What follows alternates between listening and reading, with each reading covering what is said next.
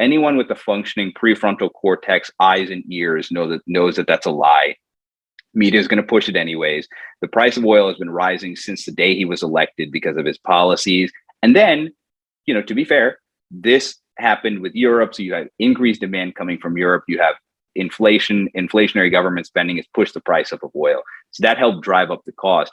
Interestingly and ironically, because Europe has had to rely so much on kind of these dirtier sources of fuel, because their quote unquote green gifts of wind and solar were unreliable, almost no European country has met their Paris Climate Accord obligation that they all signed on to. You know which country has actually cut its overall emissions of carbon? Which one? The United States. The United States, despite not being a party to the Paris Climate Accords, at the end of President Trump's administration, had cut our overall CO2 emissions back to 1992, 1994 levels. What's going on, guys? This is your friend Mike. I'm back here in the first episode of the Free Mike podcast here in 2022, and my special guest today is Mr. Sanjay Narayan. He is a practicing attorney here in Dallas, Texas, and a friend of mine. We work together in a lot of the political field that I dabble in outside of my profession and outside the podcast. But we sat down today and just discussed in an in-depth method about how everything is going on around the world, especially what's going on in Ukraine. You may not think about what is going on out there is affecting you, but right now everybody, everybody's realizing that every little thing in this market, shake it up, is actually causing some stress in their pocketbooks. As you may have noticed, where our inflation is through the roof. Gas prices is really high right now. It's probably as high as it's ever been. There was even a meme out there that the gas prices that they've seen in California is higher than the apocalypse gas prices in the movie I Am Legend, which is hilarious, but sadly it is true. An uncle of mine just came here from California, visited us here in Texas, and he was even amazed that even here the gas prices are high. Although we are about $2 below them in California. However, there's a lot of things that we could all take away from this. Sanjay and I, we worked outside this. We work in the Republican Party. We're conservatives, but everybody from all different facets of the political sphere could really learn from our discussion here, because we go in depth on what is wrong with our energy policy and what we could do right. And there is a lot of things that we could do right that could help a lot of people. So I hope you guys give us a listen, and I hope you enjoy the ride. So I'll see you there.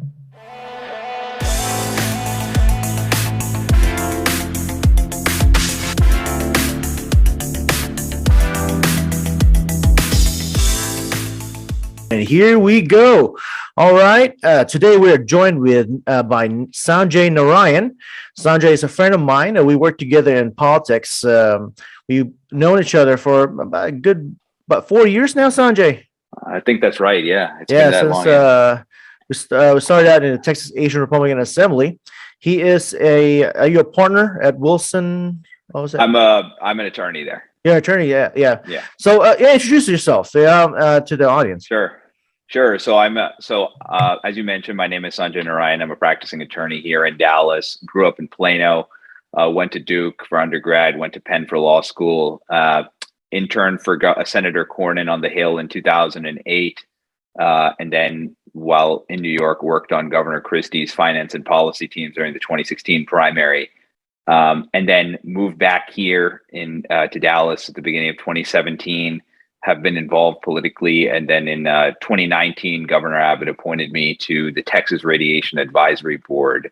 And in that capacity, the board oversees all the use of radiation and nuclear in the state. So that includes, you're a nurse, you're in the medical field. It includes obviously nursing, medical, veterinary, research facilities, universities, but then, it also includes our 2 nuclear power plants in the state. One is you're in Tarrant County. One is called Comanche Peak. It's in Glen Rose, which is west of Fort Worth, which has 2 power plants there. And then we've got one more in Bay City, which is in the Galveston area. And so we oversee that. So it's been a unique opportunity. And I should mention, I'm here in my personal capacity, not on behalf of the board, but these are my own personal views on the topic. But I think that they're entirely relevant to especially what's going on today across the world. So I'm happy to talk about this, and welcome to on your podcast. So thank you for having me. Yeah, well, I didn't know that we even had nuclear power plants here in Texas. I thought with all the talk from the winter storm, a couple of years ago, it's hard to believe. Time flies, right? It was actually last year. It was last February. It was February 2021. Yeah, and everybody was talking about the wind power and how, and right now, the big topic right now is natural gas and oil. But yeah, I didn't know that we had nuclear power plants here. And you're correct. I did work as a radiology nurse for a little while. I was in interventional radiology for about 4 years, and we did have some contact with the radiology board, although it was very minimal. It was regarding make sure we're on par, and make sure we following protocol, that we don't have any leaks or anything like that. Right. You do handle a lot of highly sensitive material, sure, to treat patients. But so it's I'll just so it's interesting, since you mentioned that you didn't realize the state has nuclear power. It is actually news to a lot of folks, because the impression is that we're an entirely oil and gas state, or we're entirely wind, too much. And I'll get to that in a minute. The actual breakdown in our state is we get about 40% of our power from natural gas.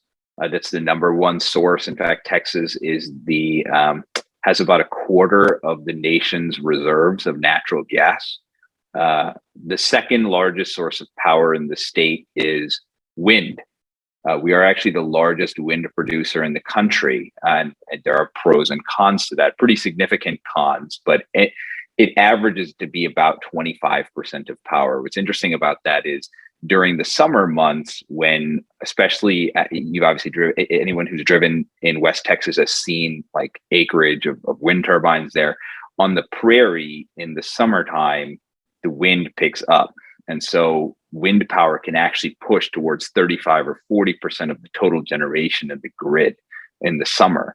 Conversely, however, and we can get into this during the topic when we discuss the winter storm, or if we get to that, it drops, because the physics and mechanics of the wind turbine slow down in the winter, and so it's less efficient. And so the ERCOT, which is the governing board of the grid, recognizes and plans for that wind power will drop somewhere close to only 10%.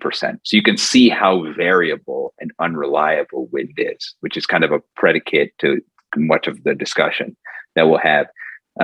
Actually, and during the winter storm, it dropped down to 3%, because 50% of the turbines in our state froze.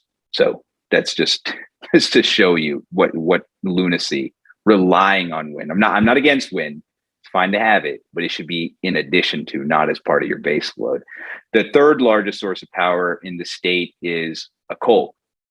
It's about 20%, but it's decreasing just because natural gas, until recently, has been so much cheaper than coal. So it just makes sense to switch over. And the fourth largest is nuclear. It's actually about 10 to 15% of our grid. I mentioned that there are two locations of our facilities, Bay City, which is Comanche Peak, and then the South Texas project in Bay City. And again, those provide about 10 to 15% of power. And during the winter storm, they were the most reliable source of fuel.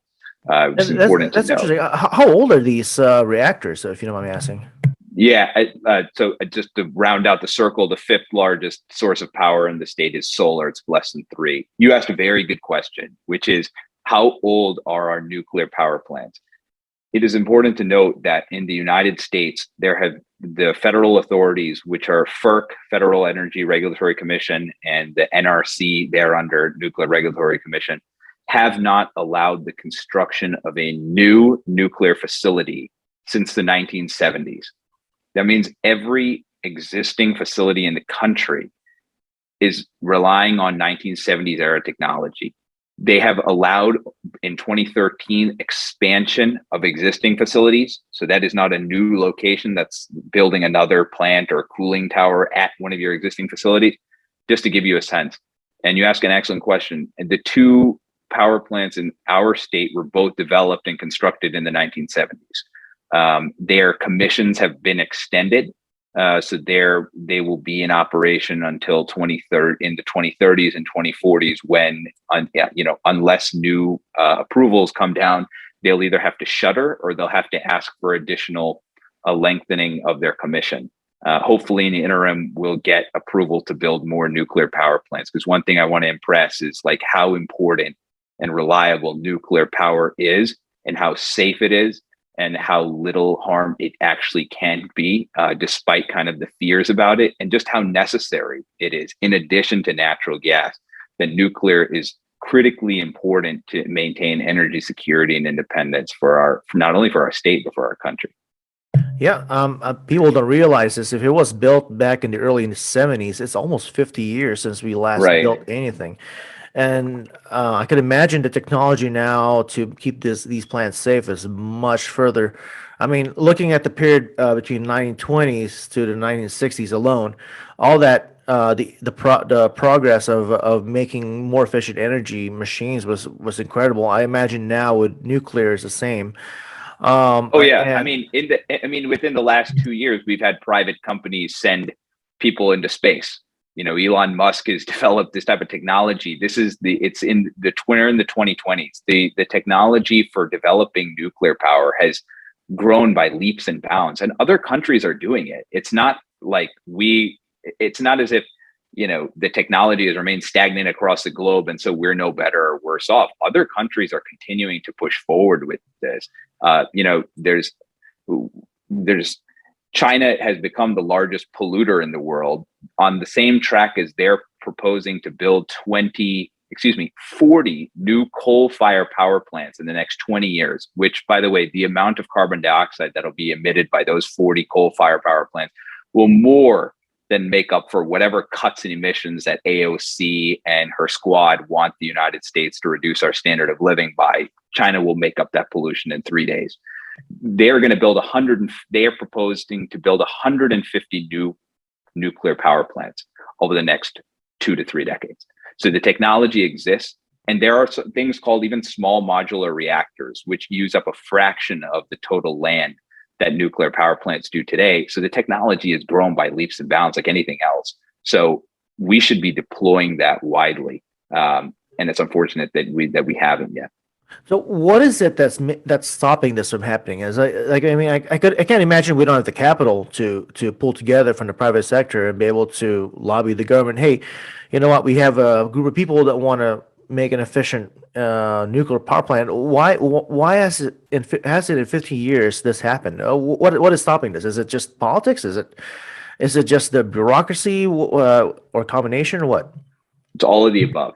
So it's helpful to kind of discuss what the pros and cons of kind of nuclear power are. So yeah. Let's get on that. So just as like a 2-second science lesson on the way that nuclear power is developed overall, every reactor in the world operates through a science of something called fission, and fission is the separation of a nuclear atom. Typically, it's used plutonium or uranium, and what happens in this process is a neutron. So the subatomic particles within an atom are the electron, which has a negative charge. Then you got a nucleus, and inside the nucleus, you got a proton and a neutron. Proton is positive charge, neutron has no charge. A neutron is shot at one of the plutonium or uranium atoms, whatever is the choice for that particular facility. It splits the atom, releasing heat and radiation. That creates more heat and radiation. It causes a chain reaction that causes other atoms to split. And so you've got a self-sustaining chain reaction. All of that is happening within a cauldron. That cauldron is submerged in water. As it gets hot, it creates steam. Steam rises, turns turbines, and creates power. So that's how nuclear power works. The holy grail of all of this, you'll hear people talk about it, is nuclear fusion. Fusion, it would be the fusing or the combination of the uranium or plutonium atoms together. That would release a ton of energy. That hasn't yet been done safely. They're testing that. That hasn't yet been done. I mean, nuclear fission is used to power most of the United States submarine fleet for the United States Navy, as well as for most of our ships. If it's safe enough for midshipmen, it should be safe enough for us. And so there are pros and cons to nuclear power. It's important to address them. I'll start with the cons. The cons are people's fear of nuclear waste. And so I mentioned that the only byproduct of nuclear power is steam. I would be remiss if I didn't mention that there's also spent fuel rods that are emitted after the production of power. However, the volume of waste is significantly lower than what people actually think. Right now, the amount of waste is stored at all of our 70, 80 plus nuclear power plants across the country. That's a big security risk, right? You would want that means it's in Vermont, it's in Texas. Here in Texas, most of the waste is actually stored in West Texas in a city called Andrews.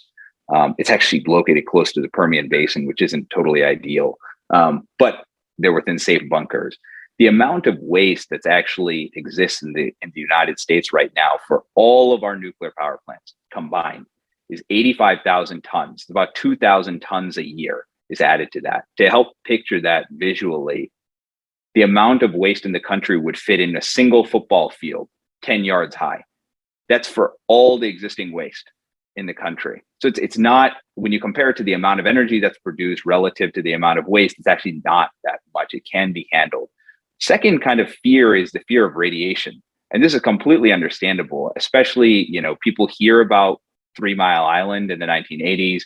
They read about Chernobyl. Obviously, it's in a war zone right now. There are 6 nuclear power plants in Ukraine currently where there's fighting around.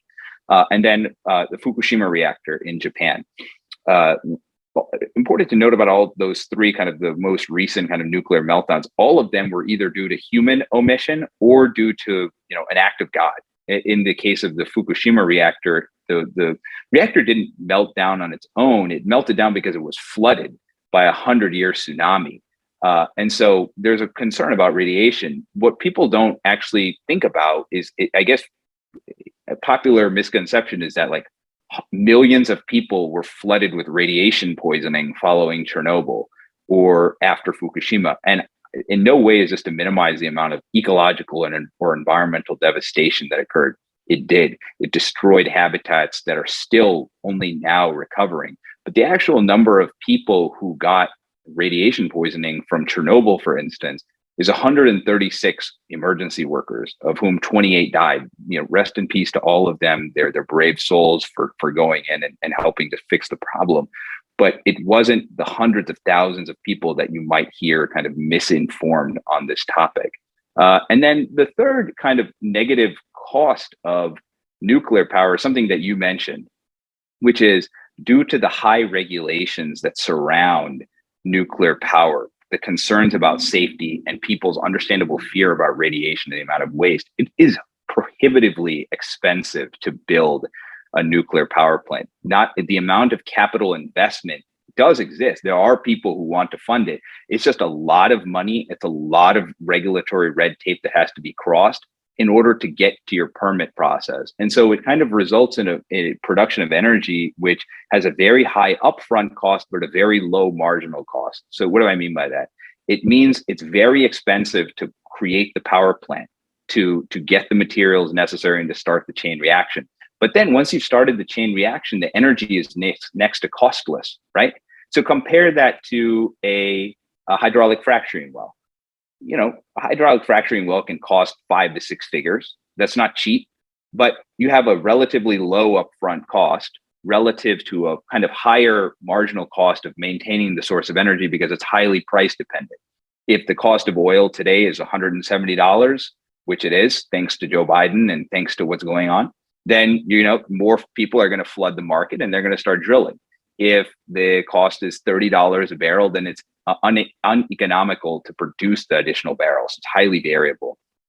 I just read recently about, I think Joe Biden was said he nixed all those federal contracts, I think, for new drilling, and even the current ones right now. And I think that was 2 weeks before that invasion. So I think we're pretty much screwed right now. He Yeah, and before I get to the pros of nuclear power, because I think that's important to inform your listeners too. Yeah, Joe, speaking of this administration, I mean, 2 years ago, under the Trump administration, the United States was the largest producer of oil and natural gas in the world. Now, we still technically are, but we exported more, but we're not producing as much as we did then. And we were exporting oil and natural gas to the rest of the world. Today, the day Joe Biden took office, he reversed the Keystone pipeline, which would have provided at its completion 800,000 barrels of oil a day to the United States from a friendly country. Although under Justin Trudeau, it's questionable exactly how friendly Canada is to democratic liberties and norms. But well, the Canadians were pretty pissed off at that. I know. I remember. But there's no as between Canada and Russia, there's no comparison, right? Canada's a friendly country; they're a NATO ally. So, and that would have created hundreds of thousands of American jobs to build that pipeline. Yet last week, prior to the ban on imports of oil from Russia, the United States imported 500,000 barrels of oil from Russia per day. If you just use $100 a barrel, okay, that's $50 million that the United States was paying to Russia, to Gazprom, to help finance their invasion of another sovereign country. But this is how twisted our energy policy is. Then not only did Joe Biden stop the Keystone pipeline, he reversed the sanctions on the Nord 2 pipeline, which allowed for the free flow of Russian gas to bypass Ukraine into Germany, which for years has been a compliant state for Russia. So at the same time as he shut down production of natural gas in the United States, he was increasing Russia's production of natural gas, making them more powerful, making their ability to blackmail the United States and Western Europe even stronger than what it is. And now look, he could solve this problem tomorrow by saying, I was wrong, I made a mistake. My left flank has been totally radical. I'm ending that policy today. I'm relieved. And by the way, I should mention, he stopped all leasing of permits on federal land, which in states like North Dakota is where 500,000 barrels of natural gas and oil were developed, daily or yearly. So he could stop that tomorrow. He could say, I'm reopening all federal lands for permitting. I'm expediting permits for existing facilities. I am reversing my position on the Keystone pipeline, and I am going to urge American, developers to drill as much oil and natural gas as possible. And we're going to speed up the development of nuclear power. If he did that tomorrow, the price of oil would drop by $50. And people on the news will say, oh, but the oil supply won't come online for another 6 to 8 months. That's beside the point. The oil market is priced on futures contracts. It's the expectation of supply that comes online. And that will happen tomorrow. But he won't do it because he's beholden to the radical left, which doesn't care about energy security. They don't care about the environment. Because where do you think it's cleaner to produce natural gas? It's not as if the need for natural gas and oil and even nuclear power has gone away. They're just going to get it from Venezuela, which he's begging to produce more. They're going to get it from Saudi Arabia, which yesterday executed 95 people in a beheading and produces it dirtier. They're going to get it from Russia. So those countries produce natural gas and oil much dirtier than we do. We have technology that allows us to extract it as cleanly as possible. So even if you cared and you said, I don't want this type of fuel, you'd want it to be developed here. You'd want American workers to be doing it with our superior technology, but they don't care about that.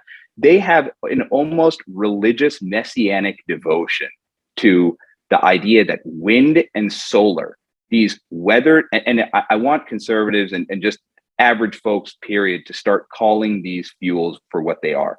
They are weather dependent, non-reliable, renewable sources of fuel. Because when you phrase it like that, you'll realize that wind and solar cannot make up the full spectrum of energy needs for our country. That is including when battery technology is made. The only way that our country can be self-sustaining is for us in the medium and intermediate term to maximize our development of natural gas, which is cleaner burning than oil and coal, in which the United States has, we are blessed with the supply of natural gas in this country, and in the long term to develop nuclear power, Less than 20 years ago, France got over 75% of their power from nuclear. There is no excuse that a country that lost 2 world wars should be so far ahead than we are in this country. We can do it. It requires American jobs, American ingenuity. We can become energy independent, secure, and have a cleaner environment tomorrow if we had the political will and people were informed to do it. Yeah, I agree. I mean, it's and speaking of being, it's almost like a religious cult, and you know, I've called these guys cults before online and Twitter. It's like almost they want us to be bogged down in these nonsense of trying to get these renewables, just shoot ourselves in the foot and just to impress other people in the world, which it really doesn't. It really doesn't make any sense, and it doesn't garner any respect from anybody else. No, All it it is doesn't. just making them feel good. No, and that's right. It's empty virtue signaling, and worse, it ignores the actual science. I want to read you some data actually, because I want to get to the pros on nuclear Oh power yeah. just quickly to show you how fake a lot of the concern is about nuclear power versus others, or about over reliance on wind and solar to the detriment of others. So I mentioned that nuclear power is 100% clean, right? The only byproduct is steam and then the spent fuel rods, of which I discussed the volume. It's actually cleaner than wind and solar over the total life cycle. According to the European Union, wind and solar release 4 to 5 tons of carbon dioxide per annual electric consumption for 160 people. Coal is 820 tons, nuclear is 3 tons. I mentioned that nuclear is 100% reliable. It's not weather dependent. It runs 24/7, 365. That cannot be said for wind and solar. And we can get to the winter storm, later on and discuss the efficacy of wind in that and how that actually helped lead to our to the power crisis that we had. And nuclear is also one of the safest sources of energy. If you, again, according to the same European Union data, for every 27,000 customers, coal causes about 24.6 deaths when you consider asthma and the mining process. Natural gas is 2.8 deaths. Nuclear is 0.07 and wind is 0.04 and solar is 0.02. So it's marginally higher than that. And then there's a very small footprint for nuclear power. Like I said, anyone who's driven in West Texas has seen acres and acres of kind of ugly wind turbines that are kind of marring the pristine landscape.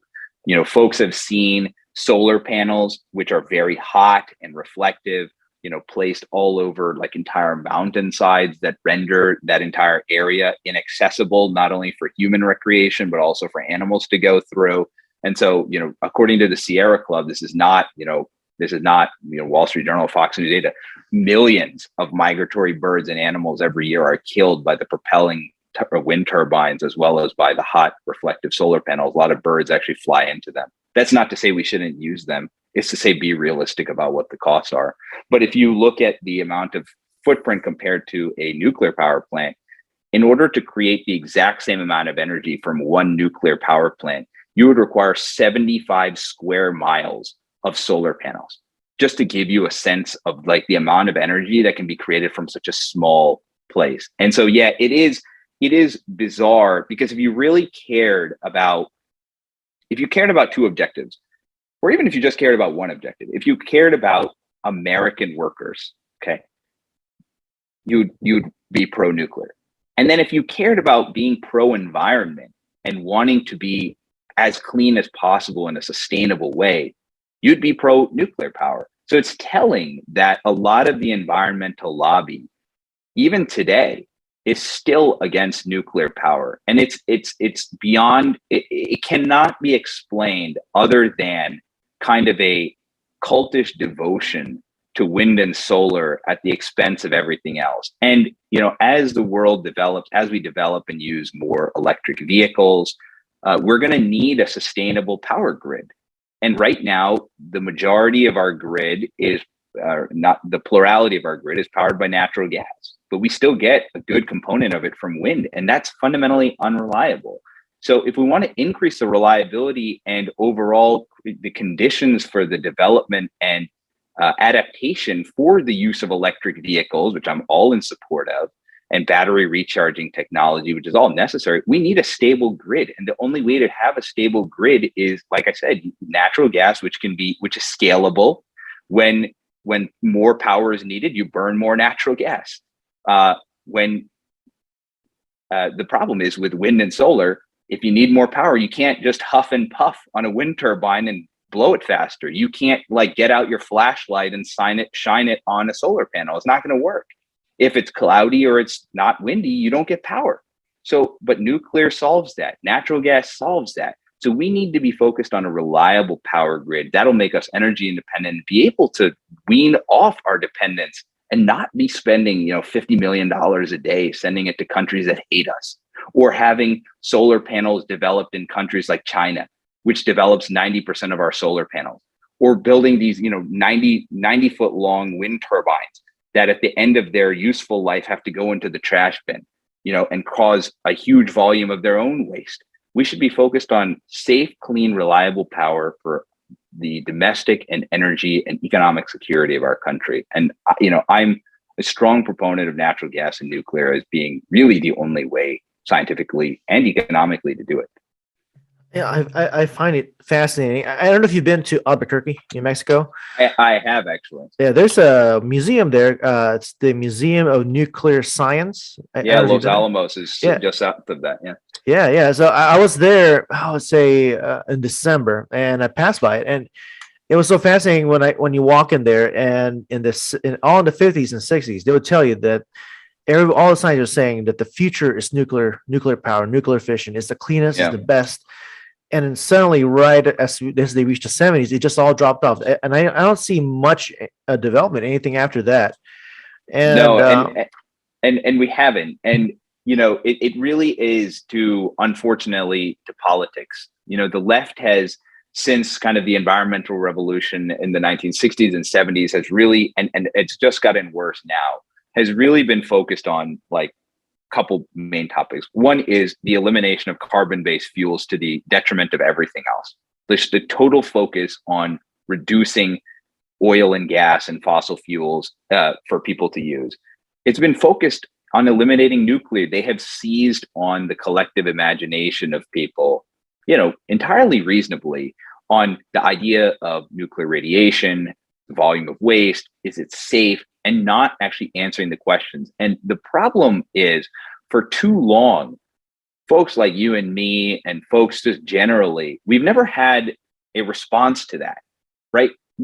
Folks don't have all day to research these things. They live lives, they have their kids, they've got soccer practice to go to, people have bills to pay. They can't be focused on like the ins and outs, but it's important. It is important because our ability to live secure lives and not have $5 gasoline, $6 gasoline, and be beholden to outside forces is reliant on us being informed on these issues.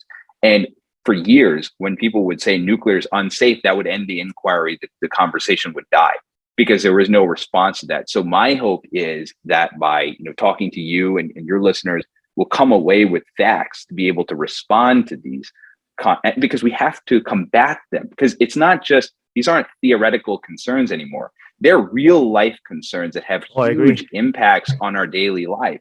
And so, another thing that so cutting fossil fuels, cutting nuclear, endlessly subsidizing. It's not just support of wind and solar. That's one thing. I support wind and solar too. If somebody wants to put up a wind turbine, somebody wants to build a solar panel, go for it. I'm all for it. Don't subsidize it. They're pushing subsidies. And the worst part is that the state of Texas has also been subsidizing additional production of megawatts of wind, which is why politicians in our state from both parties have actively, touted the fact that Texas has become the largest producer of wind in the country. The problem is that that's increased the unreliability of our grid relative to other states. So when you look and you see so yesterday was a pretty cold day, right? In New York, you don't ever have power outages in the Northeast, even though they get much colder than we do. Why is that? Because they don't actually use that much wind power. They get over 80% of their heating power comes from natural gas. So the same people that laugh and mock others for not supporting wind, their own electricity providers, Con Ed and others, know this. They already get most of their power during the coldest months of the year from oil and natural gas. They're laughing at us. They're laughing at us because we get so much from wind and solar. And this all has like real world consequences, right? They want to increase the gas tax. They want to increase the consumption tax. They want to decrease the supply and ready availability of natural gas and oil. What does that do? At the same time, it decreases consumption, decreases demand, and it decreases supply. So you end up with an inflationary cycle. And so at the same time as they're pushing these corruptive policies here, China is telling us, to go, giving us the middle finger. They're building 40 new coal-fired power plants in the next 20 years. Like I said, like whatever cut in emission that we have here is going to be more than made up for what they're doing. And the impact of these policies, I think, is most readily seen in Europe, where exactly like what you said, I'm glad you brought it up. I mean, when you go back to the 1950s and 60s, nuclear power was like this new thing that we're going to power the rest of the world. We're going to do it cleanly. France, like I said, by even as recently as 15 years ago, got over 70% of their fuel energy from nuclear power. The same was true in other Western European countries. But then the Fukushima reactor melted down after the typhoon, I think in 2011, a devastating typhoon to most 2011, I think. Yeah. And that reactor was actually built in, I think it was 1971. So okay. It's almost the same age as the ones we have here in Texas. Well, I didn't know the age of it, but yeah. So so that was a devastating typhoon to the Philippines, Japan. All of these countries got hit monstrously by this typhoon, and it flooded it.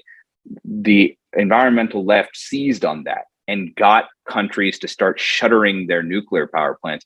Germany went so far as shutting down 90% of their existing nuclear power plants. Today, they only have 3 in operation. 3. And, instead, the proposition was made, we can substitute the deficit of power with wind and solar power.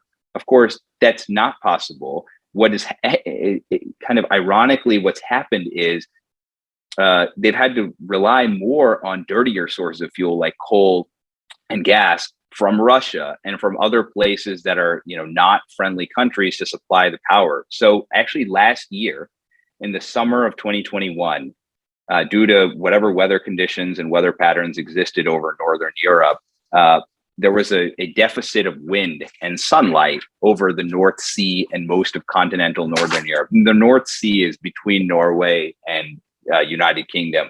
It's actually like a hotbed of development historically of oil and natural gas. Norway, by the way, is actually one of the largest producers of oil in the world, despite its kind of glistening reputation. That's how they've been able to fund a very lavish social welfare net. Bernie Sanders will never tell you that. Like a lot of their money comes from oil and natural gas, which is fantastic. I mean, fine, but to tell the truth about what it is. But they produce a lot of wind and solar there because it's wide open seas. But there was less of it. And so what happened is there was a huge deficit of power. And I don't know if you recall, but there was a lot of talk on CNBC and on Fox Business about European countries rushing on perhaps having to ration the amount of power that people were going to be able to use in their homes. And so what they did instead is they immediately rushed to restart their shuttered coal-fired power plants, which they had been closed due to this kind of, we're going to be green. Even Boris Johnson, who is a quote unquote conservative, had begun shutting down a lot of natural gas and coal-fired power plants. They rushed to start reopening them. And all these European countries rushed into the spot market to buy natural gas and oil to heat and provide power. That pushed the price up last summer. If you recall, a lot of this kind of increase. I know that Biden and Jen Psaki, who's a professional liar, are going around now saying that this is Putin's price increase. Anyone with the functioning prefrontal cortex, eyes and ears knows that that's a lie. Media is going to push it anyways. The price of oil has been rising since the day he was elected because of his policies.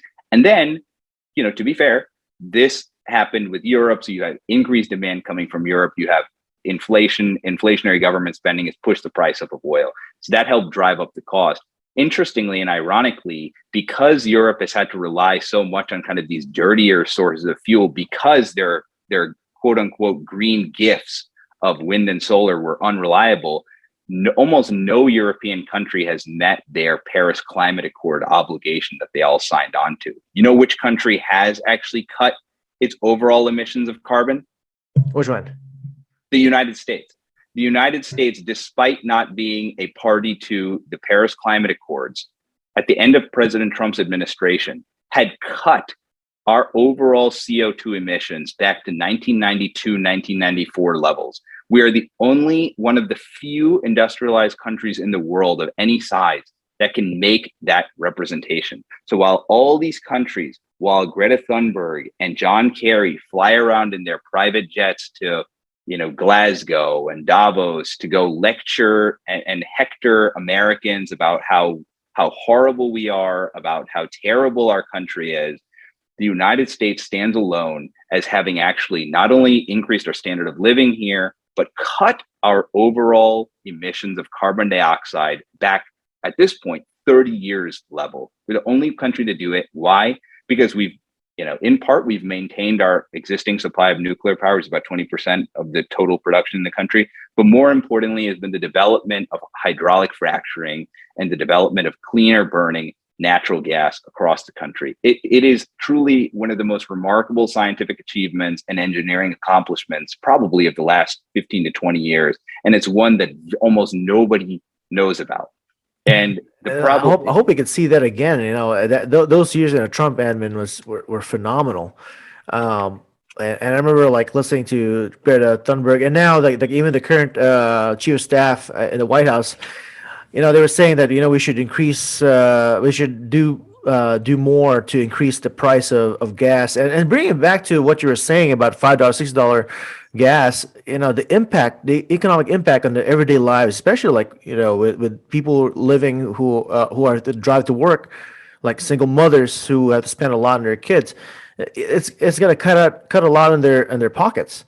And it's funny, Greta and these guys up there in Washington laughing about this. Probably, I'm sure this is it almost like this is what they want, and they want this price to go up. Michael, it is what they want. It is what they want. They want the unstated objective of all of these policies is of higher gas prices, of higher gas taxes. Is they want to increase pain on the American consumer in order to spread their lie that the way out of this problem is to rely even more on wind and natural gas. That the way to solve your problem of having your Ford F-150, which you need to tow heavy machinery around, or that you need your SUV to tow your 3 or 4 kids to and from soccer practice, they don't want you to do that.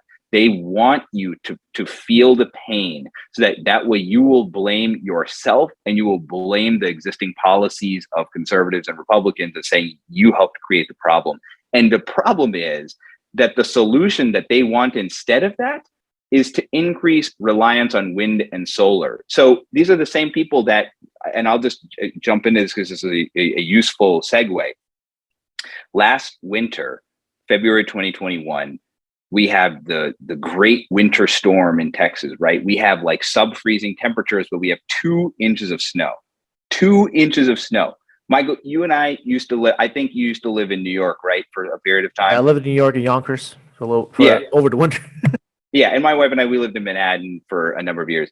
If I was embarrassed actually to show pictures of how little snow there was to my law school roommate who was from Cleveland, I almost didn't want to show it to him when he texted me. It's like, what is going on in Texas? I was like, I have a blade of grass that is covered by cold outside, but it was freezing.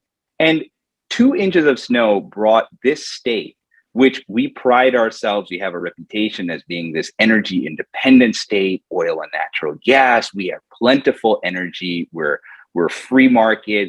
We have a high standard of living. We were brought to our knees because of 2 inches of snow and freezing temperatures. We became an international laughingstock, a domestic laughingstock. We in Texas, we look at states like California and folks are coming here, don't keep voting for the same mistakes. they have power outages every year. It's like a yearly occurrence every summer. They have Oh kind yeah, of the rolling rolling blackouts. blackouts. Yeah, It's they have famous. rolling. Exactly. It's famous. It's literally the most resource rich state in the country. Beautiful scenery, cannot be matched, like amazing weather. It's perfect. But due to human activity and kind of human political choices, they have rolling blackouts every year. There's no excuse for that other than the fact that they have been shutting down their nuclear power plants and natural gas facilities. In fact, California is set to close their last operational nuclear power plant at Diablo Canyon by the end of this year. New York State is actually planning on closing its existing nuclear facilities over the next 2 to 3 years. So we should be going in the opposite direction, right? But a lot of kind of Democrats and leftists in this country have continued this lie that nuclear power is too dangerous and we need to substitute towards wind and solar. And so, how did Texas end up in the predicament that when we mock other states for having this problem, how did we end up there? I mean, one of the biggest problems is that there has been a federal as well as a state level subsidy for the addition and tax credit for the production of additional megawatts of energy from wind and solar. That is a subsidy that is not available to natural gas. It is a subsidy that is not available to nuclear. So think about what's happened over the last, 10 years, as our state has exploded in population. The state's power grid has added about 20,000 megawatts of energy. That's enough to power millions of homes. Almost all of that increase has come from wind and solar. Okay. Very little of that increase has come from natural gas facilities or from nuclear. As I mentioned, we haven't built a new nuclear power plant in almost 50 years, at this point. So the winter storm comes. And I mentioned at the outset that the physics during the cold weather months are that wind just doesn't operate as well in the winter as it does in the summer. And so ERCOT's assumption is that we'll get about 10%, 10 to 15% of our power from wind during the cold weather months. It's not what happened. 50% of our wind turbines at the coldest point actually froze. And so less than 3% of our total grid power was coming from wind.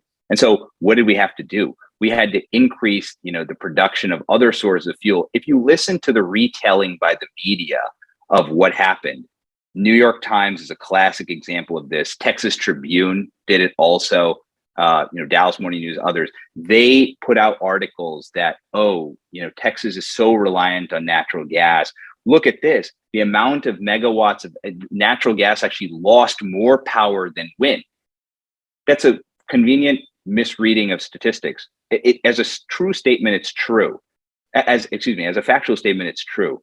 Natural gas lost more operational megawatt capacity than wind did. But that's just a math problem.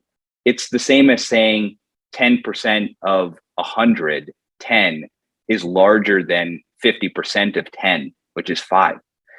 Natural gas produces so much more power relative to wind that yes, some went offline, but it still produced way more energy than wind. And so if you actually look at what happened during the winter storm, we had to increase our natural gas production by 457%.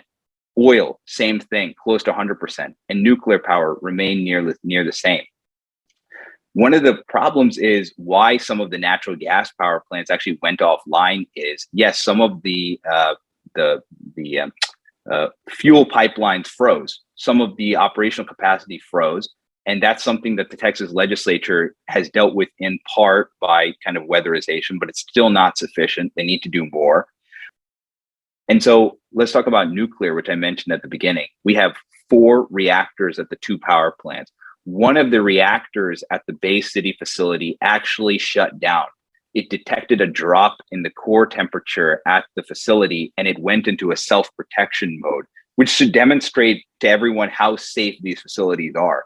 Without any human intervention, the facility went into a shutdown mode to protect the reactor. So we had 3 existing reactors that remained operational in capacity. And according to ERCOT data, this is not according to Sanjay Narayan's data, this is not according to, whatever. Nuclear power produced at 80% of its expectation.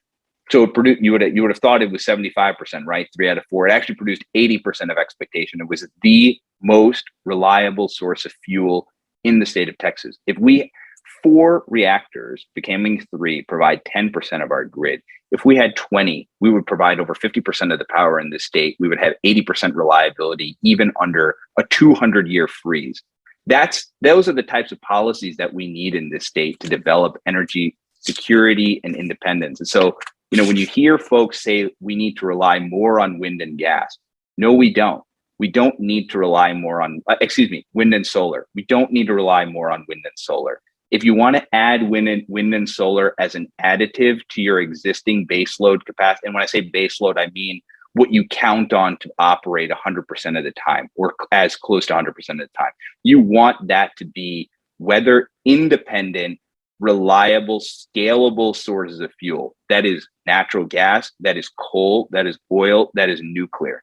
That is not weather dependent, non-reliable, renewable source of fuel like wind and solar. Have it as an addition. But don't subsidize it at the expense of the reliable source of fuel. And that's the problem. We're so like wanting to pat our backs that we're producing this quote unquote clean source of fuel. The problem is then when you end up in a situation when you need the fuel, you've got to go back to the dirtier source of fuel. So just have the reliable source of fuel from the beginning, and then you wouldn't end up in this situation. So you mentioned ERCOT. Is ERCOT the agency that also kind of oversees nuclear power here in Texas, or is it just? So they oversee the grid, and so they ensure kind of the power capacity in the grid. So yeah, tangentially they oversee all. They're obviously heavily involved with the operation of the facility to make sure that power is being produced. And so, yeah, they are also an overseeing regulatory body of almost all the power generation in the state. I remember during the winter storm, right after the big, a lot of fingers were pointed at them, and a lot of blame was actually lobbied at them. And some are saying that some of these guys don't even live in Texas. Yeah, no, they didn't. Yeah. I mean, everyone likes to point blame, and I'm not going to sit here and say that some of those critiques weren't appropriate. ERCOT could have done a better job notifying people or letting them know, hey, your power is likely going to be cut for the next 2 hours. Plan accordingly. I've got 2 young kids at home. We got no notification before our power went out. It dropped to 40 degrees here. We had to leave and go stay at a friend's house. Like this is Texas. This is the United States of America. This is a first world country. You're from the Philippines. My parents are from India. Rolling power blackouts are an expectation in developing countries. That is, my parents and your parents didn't immigrate to the United States to be sitting in freezing cold weather in one of the wealthiest, if not the wealthiest country in the history of mankind, and a state that prides itself on energy, freedom. That should never, it's inexcusable. It should never have happened. It can never happen again. And the problem is according to, Texas Public Policy Foundation has a really great resource called Life Powered. It's a think tank within TPPF.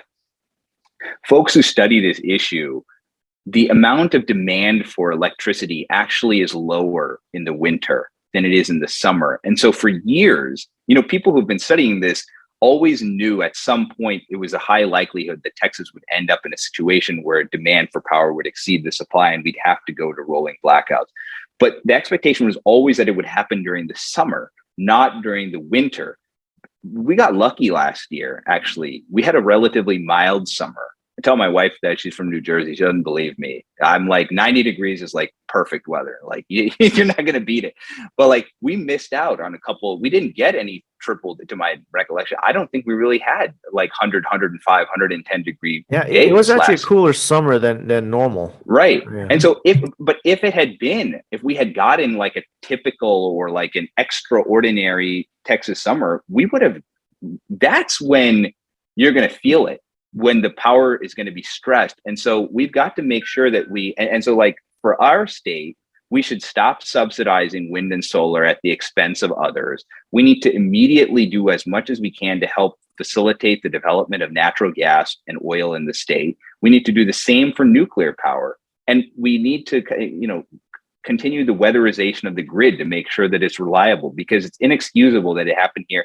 And the Democrats, They want to move to a carbon-free, this is in the state and nationally. Joe Biden has promised, he can promise whatever he wants. The stated objective is to have a carbon-free economy by the year 2035 with zero new nuclear power plants.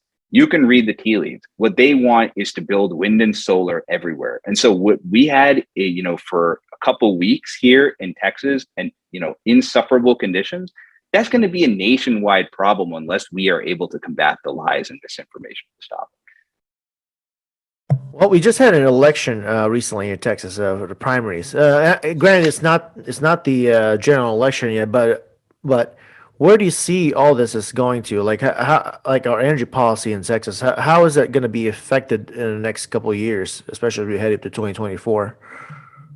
I think so much of, because we're the minority party nationally, I think I haven't seen very much discussion of this topic of energy security come up really since the special session and then now, because of obviously what's happening between Russia and Ukraine and then the price of gas here. I really haven't seen a lot of folks really tout the usefulness of nuclear power. I know online, like Dan Crenshaw has been good on talking about this topic, but I just don't see enough voices advocating for it. And I don't know whether that's just from, hey, this is like a higher, there's lower hanging fruit that's available for us to go on offense right now. And then, I'm not sure on exactly what the dynamics have been on everybody's primary. I think there are different issues, but I think everyone's kind of focused on what's happening at the national level and not at kind of talking about the reliability of the electricity grid is not a particularly sexy topic until it becomes important. And then it is a really sexy topic. So you're freezing. Because then it's very important. And it's important now. $6 gas is not, we're going to have internal combustion engine cars, as a majority of driving for the next 20 to 30 years. And then it's going to start transitioning to electrical vehicles as they become cheaper. But it's important to note that there are costs, in doing that. And so the reliability of the grid is going to continue to be an issue. And so, I think we're always on defense on the topic. And when I say we, I mean just conservatives and normal folks who are rational on this topic. We're always on defense because the left and the media have an excellent way of framing the use of language to artificially construct their vision of reality. Classic example, and they do it with gender ideology, they do it with critical race theory, quote unquote anti-racism. When they own the media, they do, and they own the language. They do it with the term, they've basically exorcised in publications the use of the phrase illegal immigrant. Instead, it's undocumented worker. Well, that phrase connotes nothing. It doesn't mean anything. If somebody comes into your house, you don't call them an undocumented entrant. You call them a burglar. You call them a thief, right? And then you call the police. But as soon as you accept their framing of the issue and you start using their terminology, you've already lost. And so, when it comes up to this topic of the energy and environment, they love to play the hypothetical game of, do you believe in global warming? And if you believe in global warming, then the only way to solve it is through the Green New Deal. Well, no, stop. That's not a one-part question. You've asked whether global warming and climate change is real. Okay, the ambient temperature of the Earth's climate has increased by 2 degrees Fahrenheit over the last 150 years. But it's also changed a lot over the course of the history of the 4.6 billion years that Earth has existed. We've gone through cold spells, we've gone through warm spells. Now, the 2 degrees Fahrenheit has correlated with the Industrial Revolution. Okay, fine. What's the next? Then that begs the second question, which is how much of the increase is due to human activity versus natural? But just set aside that question. The more important question is, what are you going to do about it? If you really cared and you really believed, okay, 2 degrees Fahrenheit is a totally climactic event, then what would be the solution to solve that? And if your solution doesn't involve the most reliable source of fuel that is clean burning, that's only byproduct is steam and spent fuel rods, then I would posit that you don't actually care about the environment, that you don't actually care about the economy, you don't actually care about the standard of living of your fellow Americans. You care about control. over their lives. You care more about control of the narrative than you do about improving people's standing and standard of living. I totally agree. That's correct. Yeah, it's about power. And it just came. I remember this discussion. I was listening to this discussion about repressive tolerance. Are you familiar with that term? I'm not. I believe it was. It was termed by Herbert Marcuse. He was a philosopher back in the 50s and 60s. He was part of the Frankfurt School, and what it means is that you will demand tolerance of your side, but you'll absolutely have no tolerance for the other side. And it was a philosophy that they really embedded deep into the leftist ideology. And it was in the 60s that really got kind of picked up, and during the 70s, and that's what kind of everything changed. And that's why you see a lot of these, in my opinion, like if you look at TV, like even with the George Floyd protests, just questioning about what's going on. Hey, like maybe it wasn't that clear cut. They all sound to say, "Oh, you're a racist. Oh, you're this. You're that. You're all the ists in the world." Yeah. But then they demand all the tolerance to go to their side. Like, oh, we should tolerate it. Even right now, like when you look at the conservatives and you talk about conservatives, like it's almost as if we don't even have a message. We are always defending, and they're always pulling us to the left. We're always defending, and they pull us to the left even more. Yeah. If you're not, it's part of repressive tolerance. If you're not on offense, you're on defense. That's it. And they have mastered it. And you're exactly right. I've heard of Marcuse. I wasn't familiar with the exact phrase, but that is so beautifully put. The idea of tolerance only for your viewpoint. And it's ironic because for years it's always been like the perception was that they were the more tolerant group of people, that we were kind of puritanical in view and wanted to impose various doctrines on everybody. What you're actually seeing is that they want to impose their doctrines on you and on your children. That's why I call them a cult. Yeah, on your children. And if you don't accede to that, then you're the cultist. Then you're the xenophobe, you're the racist, you're whatever istophobe word they've made up, that they'll call you tomorrow. And the question for us is, people have jobs and lives that they don't want to lose, that they're afraid to speak out on. For God's sake, they tried to cancel Joe Rogan for asking questions. The dude hosts hosts UFC, okay?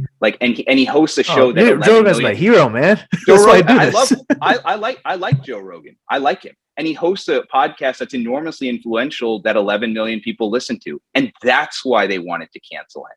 It's not because he was asking questions about, topics like the vaccine or about, protests and about fundamental freedom. It's not that. The New York Times has basically had to retract every lie that they told during the entire COVID over the last 2 years. They told us at the beginning that, don't wear a mask because it's ineffective. Then they said, wear a mask. Then they said, you need to close your business. Then they said, your children are going to be mortally at risk for doing this.